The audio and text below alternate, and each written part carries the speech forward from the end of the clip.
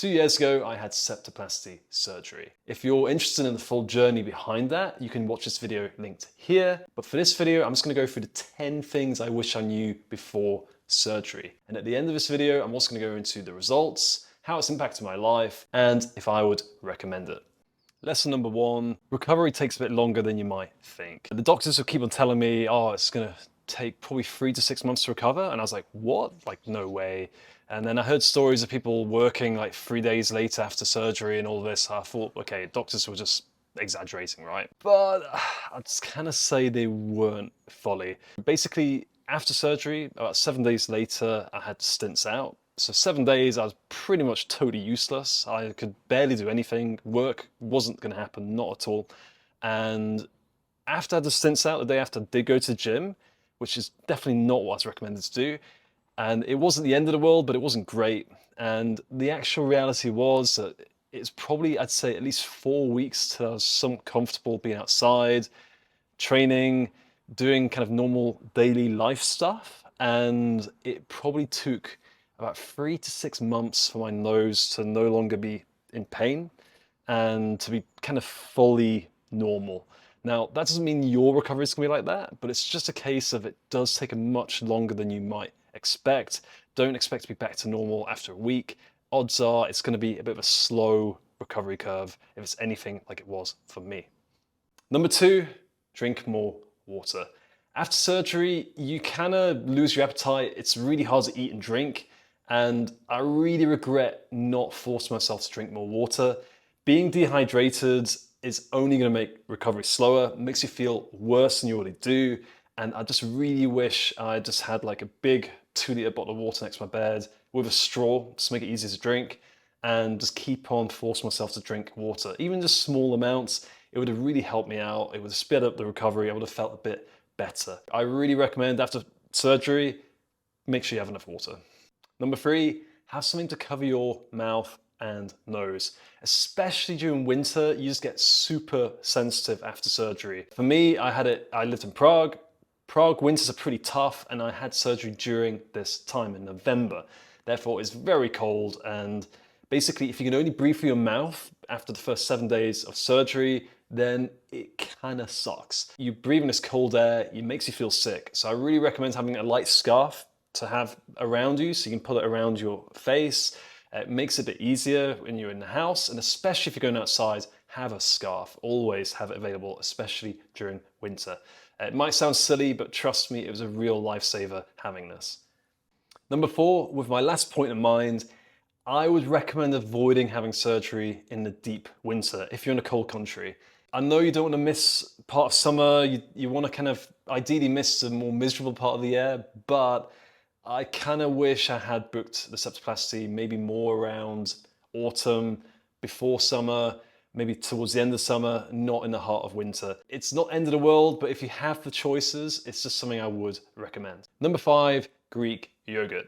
This was an absolute godsend for me. I highly recommend having it post-surgery. The main reason is that it's not really fun to eat when your nose is blocked. You're feeling like crap. And this is one of the few things I found very easy to eat. And on top of this, it's good in protein, good in fats. It's pretty healthy as a food. You can add fruit to it, you can add protein powder to it. It's very versatile, and it's just going to cover your health. It's much better than having any junk food or more or less anything else I can think of. So make sure you're stocked up on Greek yogurt. Why am I outside now? Because my editor told me I have to change scene every 6 seconds. Otherwise, because of short videos, no one can keep attention span. Number 6, have somebody to help you out. Now, the surgery is typically done on the day. You shouldn't be staying overnight in most situations. And typically they just say you can go home, you'll be fine, right? But I have to say in my case, first of all, this is how I was looking after surgery. I was feeling pretty terrible. And if it wasn't for my fiance picking me up and helping me to get home and looking after me for the first day or two, I think I would have really struggled. It's not always an option, but if you can, just have a friend or a partner, somebody help you out. The first, or I'd say first day, second day, ideally, it's highly recommended. It was an absolute lifesaver for me, so thanks very much to my lovely missus. Number 7, I really recommend having lots of pillows available in your bedroom. Part of the reason for this is that basically when you have all the things stuck in your nose after surgery. It's super uncomfortable sleeping in a normal position. Like, I wanted to basically have lots of pillows behind me so my head was slanted up, because you can only breathe through your mouth. It just made breathing a bit easier.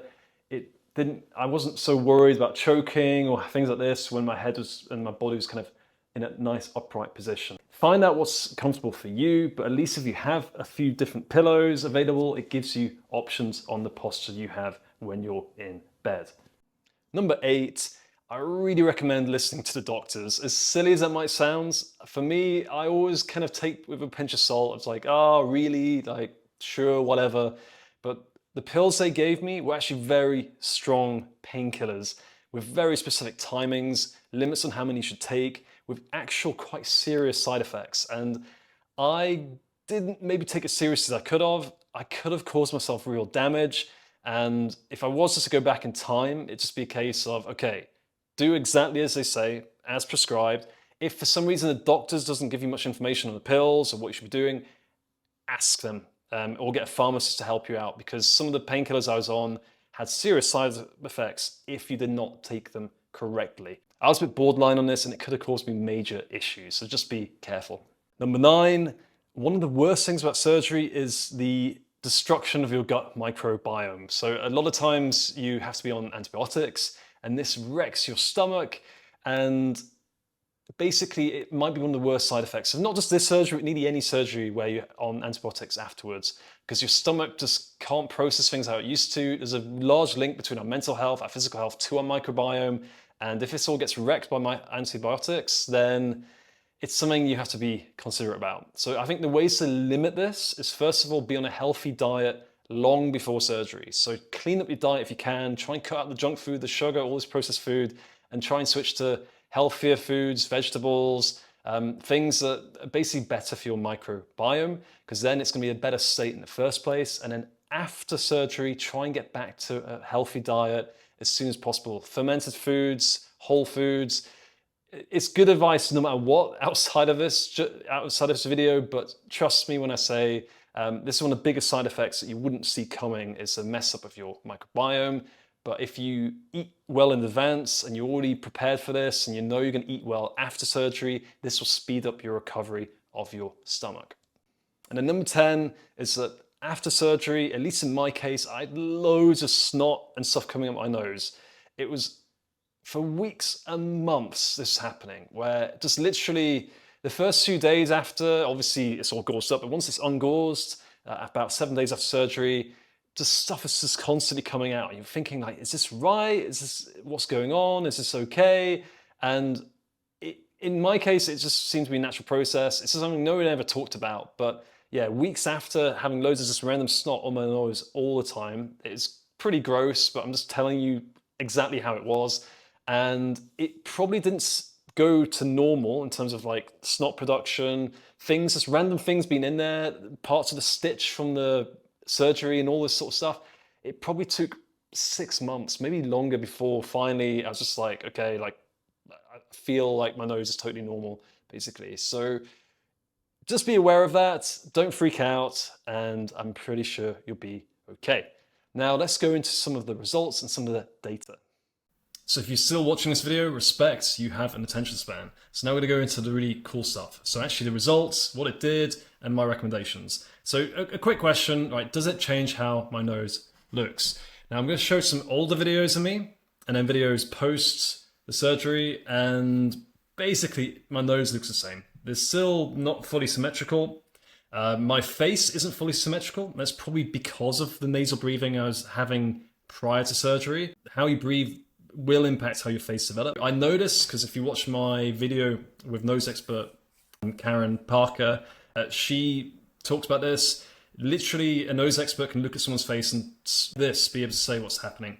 They've seen it 1,000 times before. It does have an impact, but basically it hasn't changed how my nose looks, because ultimately these things have developed through younger age. I think it might change over time because my breathing is a lot better now. I'm not mouth breathing as much.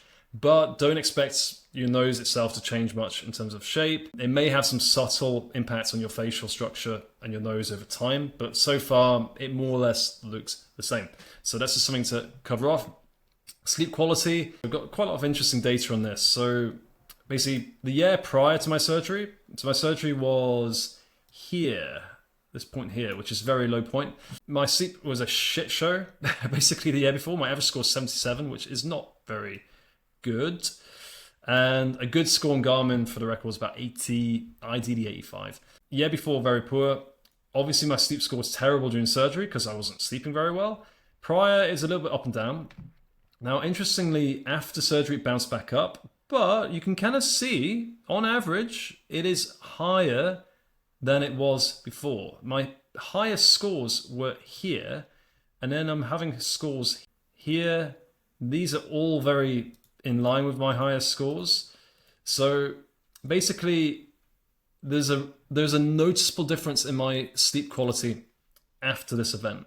And just telling you from my actual experience, my sleep was so much better and so much more consistent. So I strongly believe having septoplasty surgery improved my sleep. And if you look at my average score the year after, I got an average score of 85. Now, there's a lot of factors behind this. Obviously, I was working in the sleep industry. I wanted to show people how to sleep better. There are some factors that perhaps I was doing a lot of things right, not just the nasal surgery. It seems more than a coincidence if you look at this. I feel it myself. That's it. And if you want to look at this, the shorter data, you see the weeks before the surgery. It's average score 80, 82, 83, 82. Very, like, all over the shop. This is where the surgeries actually happened. But you see very inconsistent sleep.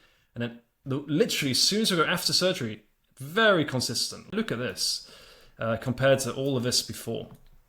And then, same again, very consistent except for maybe this outlier here.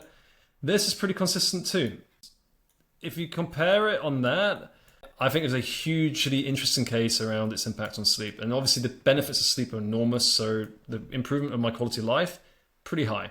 If we talk about stress, here's the data on stress. Once again, we have the area where the surgery happened around here. And stress, on average, as soon as it got to this point, it's gone down. Some of the lowest points were here before, and we're getting some much lower stress scores on average. And the year after, stress is a bit higher on average, but still, I'd say there was some potential impact there. So it's not very conclusive, but there is, at least immediately after you see there is an impact, which might be down to better breathing. Now, if we look at breaths per minute, I'm not going to share the data because I can tell you straight now, there's no difference. My breaths per minute have not changed since having the surgery. I think if you do want to change your breaths per minute, that's all about breath work. I don't think the surgery, at least in my case, made much impact. Now, sharing my views. First of all, I no longer have a whistling noise from my nose. Before, it's like a constant whistle. It was very clogged up all the time. You could just literally hear it. Now, it's pretty quiet. It's a little bit stuffed today, funny enough, but it's generally very quiet. I don't notice noises coming from my nose.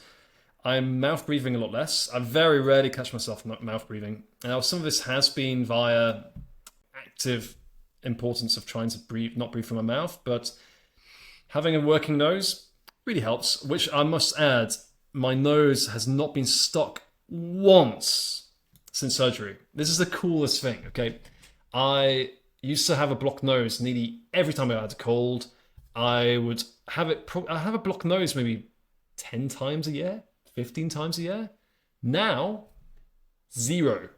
I have not had a blocked nose since November 2023. Unbelievable. This is super cool. And on note of this, I'm nearly never sick. I think I've been sick once since surgery, and barely that. I was out for 2 days. Does it mean it's all correlated? I've been a man on self-improvement. I've been improving my life a lot, and I share a lot of videos about this. So there's many factors that link to this, but nonetheless, I don't think it's a full coincidence. This is possibly the best thing in my life since the change in my nose, not being sick at all. It's unbelievable. You're literally getting back 5-10% of your life. It's incredible. And in terms of fitness, I have hit PBs in the gym, not even that long after surgery, and I'm feeling pretty fabulous these days. I had some of my best Spartan races, so can't fully link it, but hard to say overall. Nonetheless, as you can probably guess, I'm a resounding person in favor of the septoplasty surgery. So if you can't breathe well through your nose, the thing is, the doctors will be like, oh, it's painful, maybe you shouldn't do it, da da da da. And they said this to me, they said there's no point, basically. And I was like, well, I'm pretty sure breathing's super freaking important. So I just went, screw it, I'm doing it. Obviously, I went private, I had a very good surgeon do it. And it looks like my hunch was right. It seems to have been pretty life-changing in terms of my quality of life. For these factors in particular, and there's good data to back it up when it comes to sleep quality. Obviously, this is not medical advice. You should definitely trust your doctors around this, but I can just say from my experience that if they're a bit doubtful about it, don't trust your gut feeling. Realistically, painful surgery, pain in the ass, pain in the nose, literally. But I don't want to have it again if I can avoid it. It's particularly unpleasant, but my goodness, these are the benefits, and why not? Hope it helps someone out there.